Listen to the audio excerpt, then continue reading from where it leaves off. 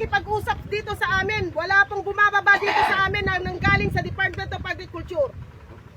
Gano'ng karami pong onion farmers dito sa Sa tansya ko po, sa out of 100, baka po 90% halos ang nagtanim ng sibuyas dito sa amin sa Occidental Mindoro. Kakaunti po talaga ang nagtanim ng palay sapagkat nung nakaraang anihan, bumagsak po ang magsasaka dahil sa presyo ng palay namin. Inabot lamang po kami dito ng pinakamataas.